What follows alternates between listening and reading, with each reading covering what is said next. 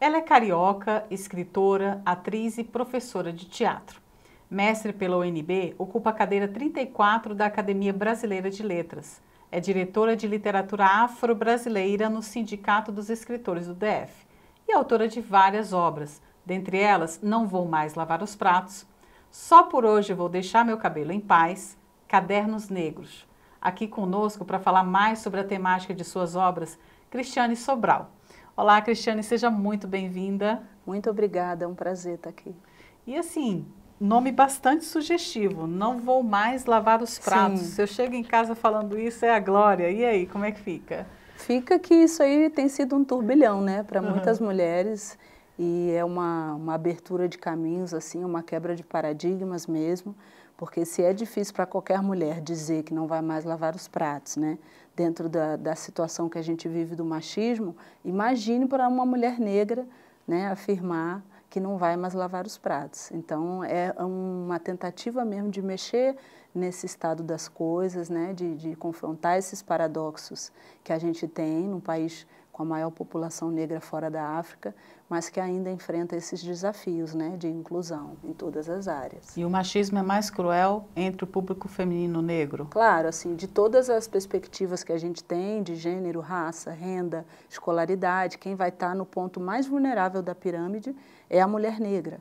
Né? Então, quando a gente fala do machismo, da violência doméstica, é ela, a mulher negra, uma vez mais, que vai ser atingida de forma mais contundente. Fala um pouco mais da obra. Ela lida também com esses estereótipos da mulher negra, que a mulher negra sofre na sociedade. Como é que é? Como é que foi o começo dessa obra? No que você pensou? Não Vou Mais Lavar os Pratos é um livro assim que provoca essa questão do racismo, do machismo e que apresenta uma mulher num outro ponto de vista. Não tem como a gente se livrar totalmente dos estereótipos, né? Eles estão constituídos até mesmo no nosso inconsciente. Mas há uma tentativa de, primeiro, falar da mulher negra sendo mulher negra, né? Porque muito falaram sobre nós e nós muitas vezes não tivemos essa oportunidade como autoras de apresentar as nossas perspectivas, né? As nossas literaturas, a nossa contação de histórias. Então esse livro ele apresenta uma mulher negra que ama, que também se diverte, que também se frustra, que tem sonhos, né, que está muito além desses lugares que são estabelecidos, inclusive nessa própria literatura brasileira, para as mulheres negras, como a mulata gostosa, né, a mulher lasciva, sensual, a mulher que não tem muita facilidade, não tem interesse pelos estudos, que está sempre ligada ao lazer, à música. Né? Então, esses lugares que são lugares possíveis, mas que não são os únicos lugares para as mulheres negras dentro dessa sociedade. E a sua obra procura desconstruir isso? Procura desconstruir, eu não sei se a gente dá conta de desconstruir, né? Mas procura apresentar outras versões. Né? Então, quando eu digo não vou mais lavar os pratos, nem vou limpar a sujeira dos móveis, sinto muito, comecei a ler, então estou apresentando mais que uma leitura ipsiliteri, né? Estou apresentando uma leitura de mundo, uma leitura de vida, né? Dizendo que sim, nós mulheres podemos lavar, podemos passar, podemos cozinhar e podemos fazer muitas outras coisas além disso. Né? Não é uma recusa de funções domésticas, isso seria muito pequeno para dar consistência a um livro, né? Que tem tanta coisa para falar. Mas é essa perspectiva de um grito de libertação, né, quer dizer, a literatura, a gente não pode atribuir à literatura uma função salvacionista ou uma função de existir para alguma coisa, mas de fato a literatura pode fazer com que as pessoas, elas sim, são agentes de sua própria transformação. E pensar que a gente teve durante tanto tempo uma literatura que mostrou que nós éramos feias, que nós não éramos inteligentes, que não estávamos aptas para outras profissões, como no campo da ciência e tantas outras áreas. Isso tem sim uma responsabilidade na formação das nossas identidades. Né? Então é muito importante pensar nessa literatura, que é uma literatura brasileira também, e que apresenta outros contornos, né, da nossa realidade. Foi difícil o começo desse projeto? Foi difícil, né? O mercado editorial ele ainda não está percebendo, ele ainda não está com essa perspectiva de que existe um leitor negro, uma leitora negra, que tem interesse em ouvir falar sobre a sua subjetividade, que tem uma subjetividade diferenciada. Então, no início, assim, como para qualquer autor brasileiro, o campo da publicação ele é um campo muito difícil.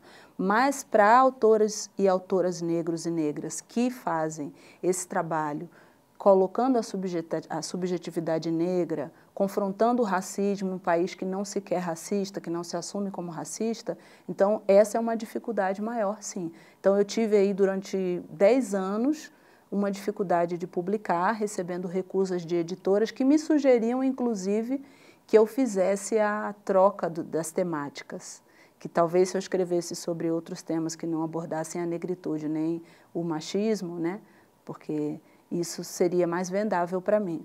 E aí, por incrível que pareça, né, para mostrar que realmente essas apostas não estão tão certas, é onde eu acredito que essa literatura ela tem algo a apresentar de diferenciado, né, no campo da literatura brasileira. Depois de 10 anos, a primeira edição foi esgotada de 1000 livros, né, esgotada em 6 meses. E ainda sem distribuição, sem estar nas grandes livrarias, fazendo um trabalho de boca em boca, apresentação em saraus, performances, né?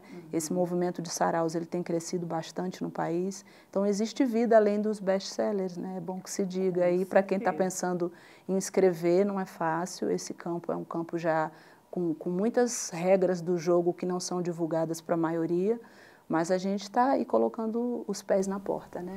E a literatura parece ser o caminho encontrado por você para a desconstrução desses estereótipos, dessa objetificação da mulher brasileira, inclusive, principalmente, talvez, a mulher negra. Além desse caminho que você encontrou, você também tem a arte, você é atriz, né? Isso. Como é que você trabalha? Você engaja uma coisa na outra? Você também é educadora? Como é que você faz esse... Na verdade, assim, eu gosto sempre de dizer, eu sou uma mulher negra escrevendo, sou uma atriz negra, né? E por mais que as pessoas digam, ah, você não é uma mulher negra, você é uma atriz. Mas os testes que eu faço normalmente são buscando uma atriz negra. Então, assim, o próprio mercado já te responde dessa forma, né? Não existe essa invisibilidade, né? Quando uma atriz branca é contratada, o perfil era atriz branca, 29 anos, 30 anos. Né? Então, eu fui diretora durante 17 anos de uma companhia de teatro formada por atores negros, justamente porque a gente queria ter um espaço onde a gente pudesse fazer qualquer personagem. Porque a gente, dentro do mercado, a gente estava sempre nos papéis ligados à escravidão e outras peças cômicas, né? Naqueles estereótipos. Então, como eu disse, não sei se a gente tem essa capacidade de desconstruir esses estereótipos, posto que isso faz parte de toda uma hegemonia, né, de todo um sistema que tem sido implantado desde o período da escravidão, né, que não leva assim pouco tempo para ser... Mas essa perspectiva de ser uma mulher negra escrevendo faz com que as temáticas sejam outras, as abordagens sejam outras. Então, uma mulher negra que se quer como negra, que se assume como negra e fala a partir desse local. Né? Então, é diferente você mora na periferia e você contar como é a periferia. Você que está lá, como eu gosto de dizer, o negro desde dentro. Né? Então, quem vê de fora é o negro que tem a almofada de oncinha na sua casa, que come feijoada toda sexta-feira, que toca para os orixás. E nós que somos negros sabemos que existem milhares de formas de ser negro, né, e que nós ainda estamos em processo de construção, ressignificação da nossa identidade, não tem receita de bolo. Né? O que você traz da sua experiência pessoal? Você tem uma história densa e, ao mesmo tempo, foi uma criança prodígio, que eu sei, que aprendeu a ler e escrever aos 3 anos de idade. Eu descobri esse aspecto da sua vida. E o que você traz da sua vivência pessoal para a sua obra? Quais seriam os caminhos para o enfrentamento dessa questão que é tão complexa e histórica, como você mesmo falou? Os caminhos, eu acho que, eu tenho certeza que eles passam pela visibilidade, né, porque existe um número muito grande de autores e autoras negras no nosso país.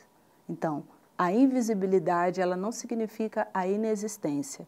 Entretanto, quando você pergunta para as pessoas qual foi o autor negro que você leu recentemente, ou a autora negra que você leu recentemente, e as pessoas têm muitas vezes o silêncio como resposta. Né? Então, isso mostra que a visibilidade ela é um dos caminhos. Outra coisa é entender que nós estamos interessados na produção de literatura, né? Porque muitos acreditam que, por ser uma literatura negra, que nós estamos apenas contando as nossas histórias e que isso não teria um mérito, que isso não seria uma constituição de uma literatura. Então, eu sou uma escritora e estou inserida no campo da ficção. É importante que se diga.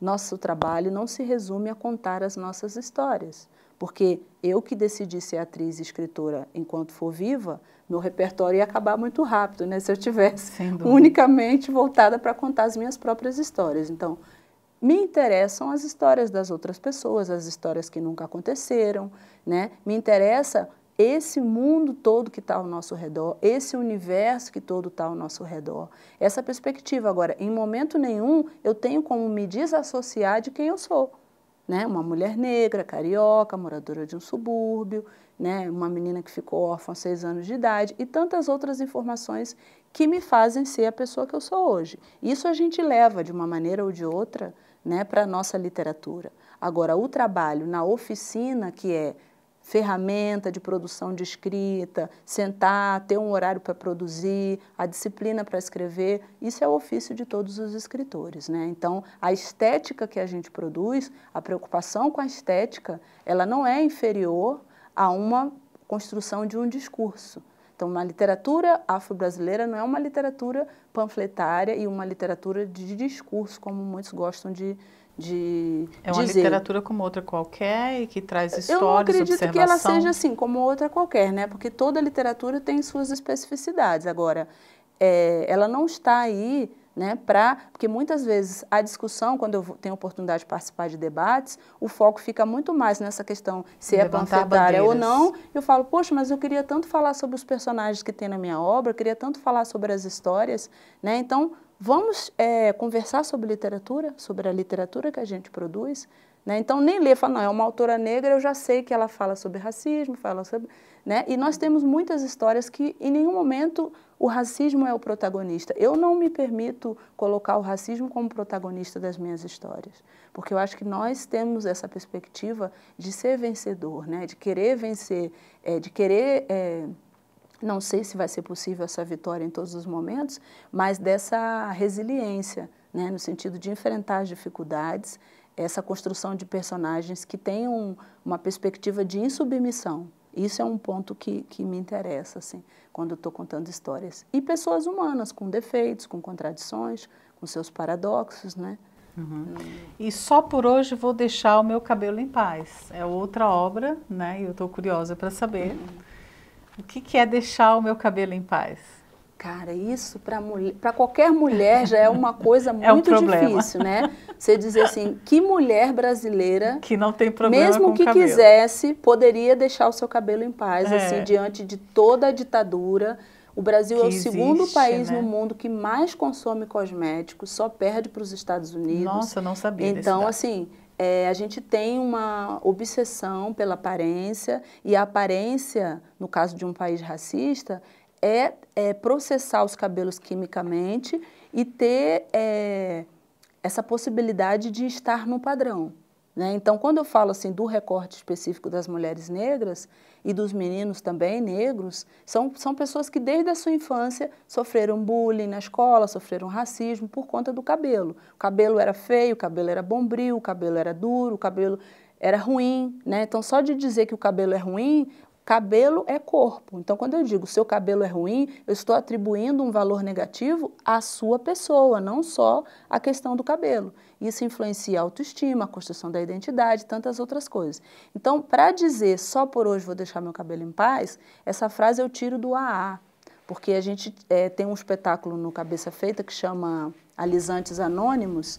Então, era uma brincadeira com um grupo de ajuda para pessoas que queriam parar de alisar o cabelo. E elas se mostravam com muita dificuldade de fazer isso, né, por conta de todo o padrão que... Tem pessoas que me cobram, perguntam, você não vai fazer nada no seu cabelo, você não Mas quer, já teve uma mudança, né? A gente nota que já teve uma mudança entre as décadas de 60, 70 até agora a atualidade. Eu já noto que existe Eu vejo uma mudança entre os jovens. Aí eu vejo uma mudança, eu já vejo, né, nas escolas públicas, eu já vejo muitos jovens assumindo o cabelo, usando o Black Power e tudo mais. Mas quando você chega nas empresas, por exemplo, você entra numa agência bancária, você observa todos os funcionários, você vê que todo mundo está no padrão. Você não vê um funcionário de dread, você não vê uma funcionária de trança, aí você vai ver os empregados de limpeza, aí você já vê. Entende? Então, assim, isso mostra que para, de alguma forma, chegar nessa posição, é necessário melhorar a imagem. E melhorar a imagem dentro do que é o Brasil significa negar um tipo mais que isso, significa, né, embranquecer. Ter boa aparência no Brasil significa utilizar recursos para embranquecimento. Você entra nas lojas de cosméticos, o que mais tem é creme, é um tal do creme clareador. Eu olho aquilo e falo, meu Deus, mas o que é isso? E está sendo vendido aí a todo momento, né? Então existe essa perspectiva real, assim, de que, olha, você melhorou de vida, você lembra como era seu cabelo antigamente, que era horrível? Nossa, seu cabelo tá lindo, tá liso, né? Tá comprido. Se você não tiver um cabelo liso, você pode comprar um cabelo liso, fazer um aplique, gastar uma fortuna e colocar na sua cabeça para mostrar que você venceu, né? E eu sou muito contundente aí no Só por Hoje Vou Deixar Meu Cabelo em Paz, no sentido tem um poema que chama Pichain Elétrico. E aí ele fala, naquele dia meu pichain elétrico gritava alto, provocava sem alisar ninguém, meu cabelo estava cheio de si. Então, assim, não tem um dia que eu estou com meu cabelo natural que não seja motivo de assunto em qualquer situação.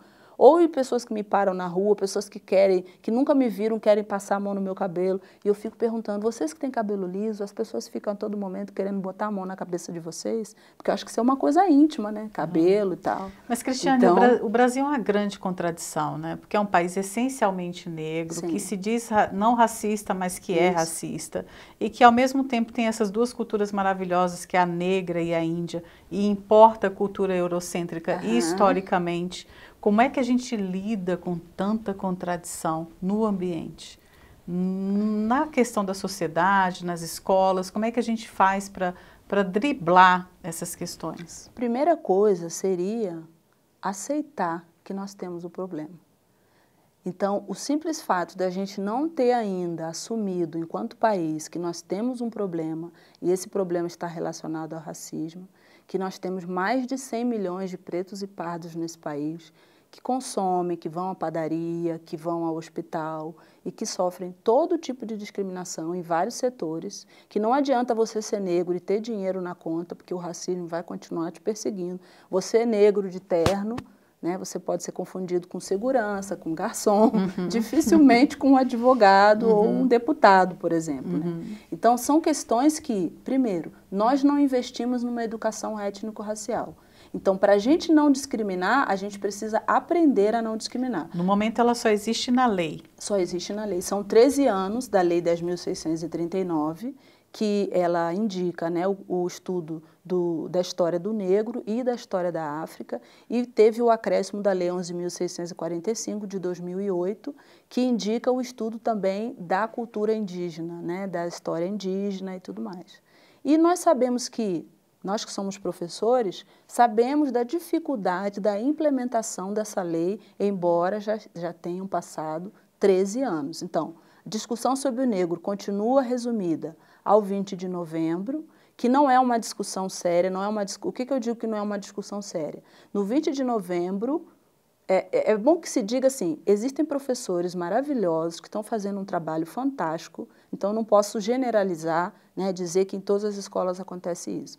Mas nós temos muitas escolas que ainda trabalham 20 de novembro como dia de ter uma roda de capoeira, de vestir os meninos com uma roupa africana, dia folclórico, como se a África fosse um país, né, e dançar e fazer um desfile de beleza negra, né, e só. Então, a questão do negro, Dia da Consciência Negra não é dia do negro.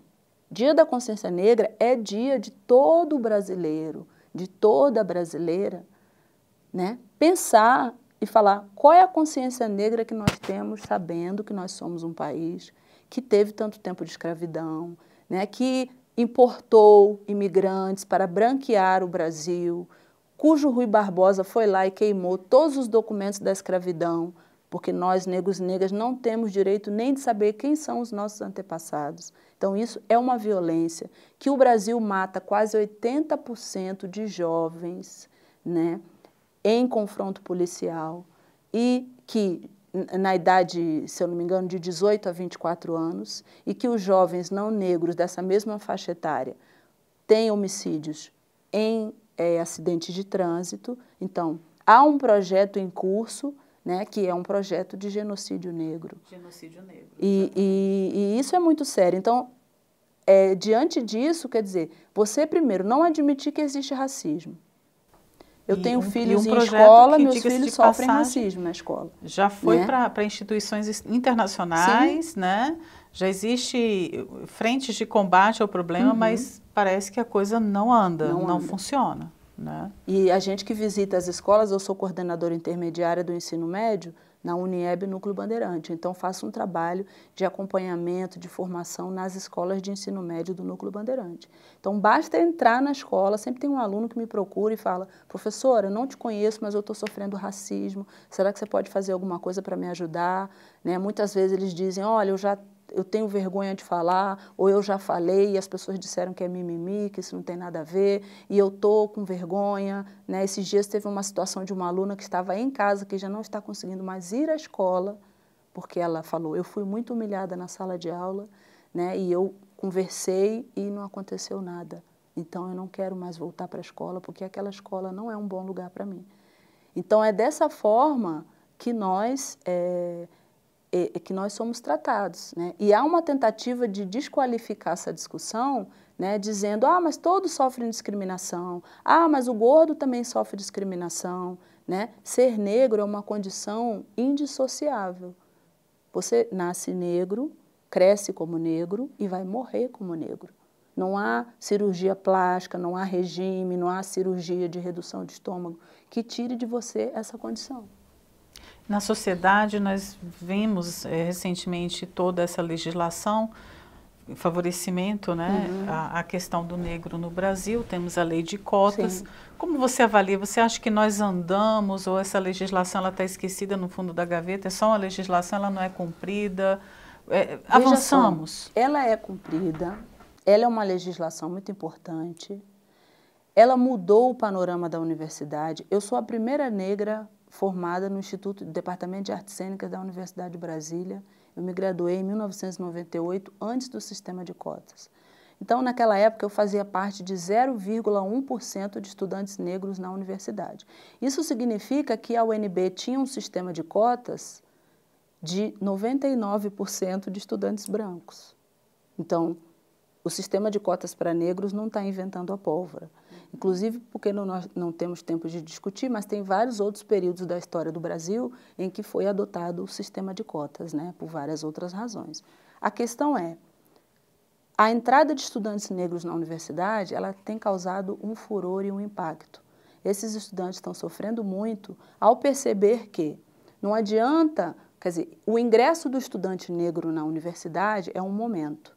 Agora, um outro momento é pensar que, se a universidade continua com a mesma estrutura, com o mesmo pensamento hegemônico, com o mesmo pensamento eurocêntrico, de que maneira esse ingresso vai ser, de fato, um avanço para a sociedade? Como acontece nas escolas também, né? O estudante negro questiona as emendas das disciplinas, por exemplo, onde não existe nenhum autor negro dentro do programa de curso das disciplinas. E isso não é discutido.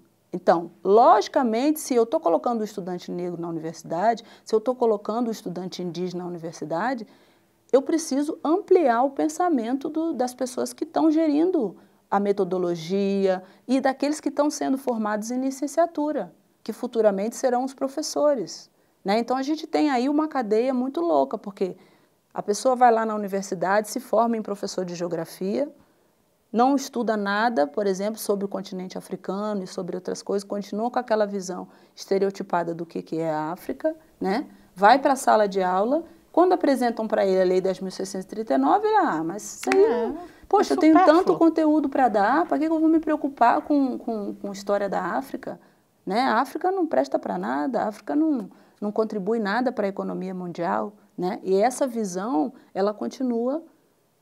Muito material didático nós temos, já não dá mais para dizer, olha, nós não temos material didático para trabalhar com a lei. Agora a questão é, aonde que uma pessoa que não teve uma educação étnico-racial vai se dispor a abrir sequer um desses livros, se despojar de todo o seu preconceito para se permitir, né, ler o que está ali. Na verdade, ela adivinha, ela já acha que adivinha o que está escrito no livro. Porque para eles a gente, né, quem está produzindo esses conteúdos, então, minimiza, desconhece um Egito negro, toda a contribuição científica, a estrutura social, os capítulos da história da África, minimiza, né, toda a sapiência de Lélia Gonzalez, de Abdias do Nascimento, de Carolina Maria de Jesus, de Conceição Evaristo, de Maria Firmina dos Reis, primeira autora negra classificada lá no século XIX, de Lima Barreto, tem seu centenário, está sendo homenageado da Flip, né, um autor, um belíssimo autor, por quem, inclusive, Jorge Amado, que é um dos escritores mais lidos e admirados no nosso país.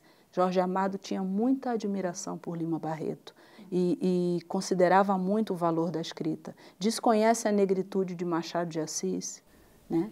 Então, aliás, tudo é algo isso... que tenha ressaltado, né? Um dos escritores mais lidos do país, Machado de Assis, e não se ressalta o fato da negritude dele. É um longo caminho, né? É um longo caminho. Um caminho que nós temos percorrido, que o movimento negro, quando a gente vê hoje conquistas do negro na teledramaturgia, nas novelas brasileiras, no cinema, na educação, essa participação massiva de escritores negros na Flip desse ano, onde eu inclusive vou estar lançando meu novo livro Terra Negra, né, um novo livro de poesia. Tudo isso não foi dado ao acaso. Tudo isso está acontecendo por fruto de toda uma militância, né, de grandes homens e de grandes mulheres que dedicaram sua vida a uma transformação social, que não é de interesse só da população negra, né? E você falou aí do novo romance, Terra Isso, Negra, do também novo quero livro de saber. poemas, É Terra um Negra. poema. Ah, um livro de Terra poemas, Negra. desculpe. Isso. Então, quero saber também. Fala um pouquinho dele pra gente. Olha, é muito difícil falar de um livro que a gente escreve assim, né, com tanta paixão, com tanta... Mas eu acho que o nome, assim, já dá para as pessoas terem um pouquinho, assim, daquele... Pelo menos a surpresa, o desejo, né? Porque é um livro tão profundo, é um livro que, assim, eu estou feliz porque eu tenho seguido nesse caminho da escrita, sempre lendo muito, pesquisando muito, estudando muito, e essas coisas estão desaguando, né, nos meus livros. Então, acho que cada vez a discussão está mais profunda, está mais sensível. Eu trago do teatro esse cuidado com a palavra, essa obsessão pela palavra. A palavra é uma coisa que me movimenta e Terra Negra vai falar de uma perspectiva de uma literatura erótica que se quer negra, longe dos estereótipos dos corpos negros, né? Vai muito fundo nessa perspectiva do corpo negro, o corpo negro que ama, o corpo negro que perde seus filhos, né? Nessa questão do próprio genocídio. Então, acredito que é um livro que afeta, sabe? Porque eu acredito que uma obra de arte, ela tem esse poder de afetação. E a fruição que a obra de arte, que a literatura permite, ela é muito expressiva, né? Eu sempre digo, o melhor livro de autoajuda é um bom livro, né? E é impossível que você tenha contato com um bom livro e não saia mexido, não saia... Tocado, né, tocado, Cristiane? de repente, com a questão de se conhecer mais a fundo, né? Porque eu falo assim, por uma humanidade mais humana, né? Então, acho que a gente está vivendo um momento histórico dessa necessidade de rever os nossos valores. Essa crise econômica é também um chamado para que a gente possa começar a pensar em outras perspectivas de prazer que estejam além das questões materiais, né? Que as questões materiais não sejam exclusivamente fonte do nosso prazer, e que outras perspectivas de relações mais saudáveis. Quando a gente fala muito hoje de alimentação orgânica, mas eu sempre falo, e relação orgânica, né? E contato real entre pessoas, né? E, de fato, ser impactado por aquele estudante que está sentado na sala de aula, que precisa ter um futuro, assim como nós também tivemos essa oportunidade, né? De que maneira nós estamos oportunizando a diminuição da violência? Se fala muito da violência, mas de que maneira nós estamos agredindo menos os nossos corpos dentro dessa perspectiva cosmética, né? Dentro dessa perspectiva capilar? Será que não posso ser bonita só porque estou com meu cabelo natural? Me acho E uma bonito. perspectiva de mudança e de valorização da nossa cultura, que é negra, né? Mas aí é complicado, porque aí eu vou dizer para vocês que o Brasil ama a cultura negra, né? Isso, inclusive, vai ser usado contra nós. Que o Brasil ama a música negra, ama a cultura negra, mas quando se fala do negro e da negra, aí parece que a coisa muda um pouco, né? E não são os negros e as negras que desfrutam toda a riqueza econômica, por exemplo, que a música negra traz, né? Então tem toda uma discussão sobre vários ícones da música brasileira que morreram no ostracismo, que morreram na pobreza, embora seu trabalho seja digno de nota e que ninguém é capaz de questionar, né? Um Pixinguinha, um Noel Rosa, um Cartola, enfim, tantos outros, né?